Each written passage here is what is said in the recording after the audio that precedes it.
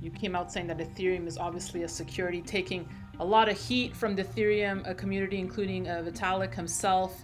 I guess my question is like, why? You know you're going to get that from the Ethereum community, right? But do you feel that it's part of your mission to speak out on the topic of Ethereum?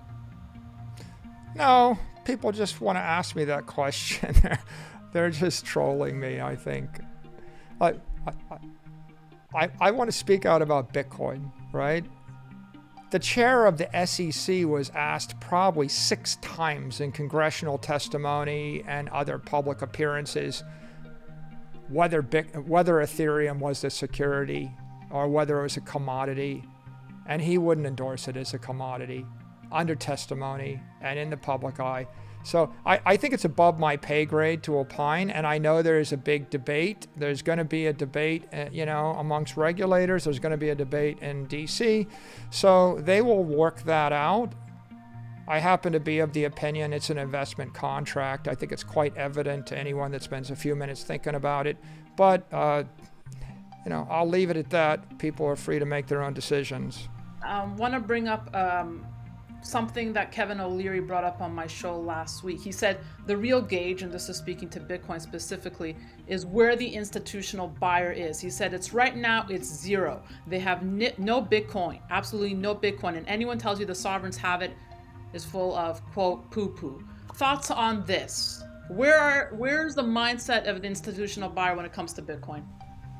I think that Bitcoin is the only asset in the space that is broadly institutionally held, and it is more than zero. For example, we bought $4 billion of it, so we know that companies have it, we know that institutional investors have it, we know there are insurance companies that hold it. So it's not zero, but it is not nearly as broadly held as it will be. And I think that we're still early days.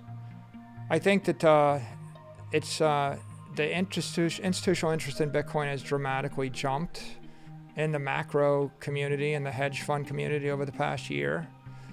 I think you can see in the body language and the rhetoric of J.P. Morgan and Goldman Sachs, Jamie Dimon, and the way that David Solomon speaks about us, and the way that BlackRock speaks about it, and the way that Ray Dalio speaks about it, and the way that George Soros speaks about it.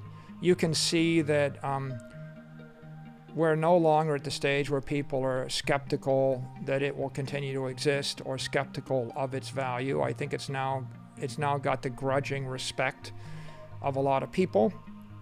We're really more at the stage where we're waiting for regulatory clarity. There's just a lot of political debates, at the DC level over how much friction will be in the space. I think the banks would like to see more clarity from banking regulators about how much they can hold on their balance sheet and what the reserve ratio would be. And I think the accounting treatment clearly has been a liability for large institutions, because indefinite intangible is always going to understate the value, and it's also going to create confusion. Because I could hold $1 billion and you could hold 100 million, and we would both look like we held 100 million, and you would have to dig deep into my financial statements to know the difference, and so it just makes everything hard and opaque. So I think that we have more adoption to come, and every single thing that happens, every time that there's an advance from the FDIC or FASB or CFTC or SEC or Congress, I think all those things are catalysts for adoption, and we're going to see more institutional adoption as time goes on. I want to get to some questions. I tweeted that you'd be coming on the show, asked some folks to send in some questions. Some people DM'd me, some people sent messages to my email box. So if you don't mind, I'm going to try. I got tons, but I'll try and get through some here. Michael, Okay. Of course, this one speaks to my heart here. Do you still believe gold is going to zero and Bitcoin is going to 1 million? I think that Bitcoin is a million times better than gold, and is going to gradually demonetize gold over time. So no, gold will go to the utility value of gold, you know, whatever that utility value is. But I don't think it's going to be adopted as money in the 21st century.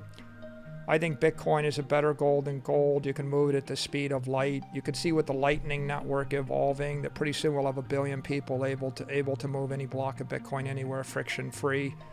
And so Bitcoin is digital money for the 21st century. Gold was metallic money for the 19th century.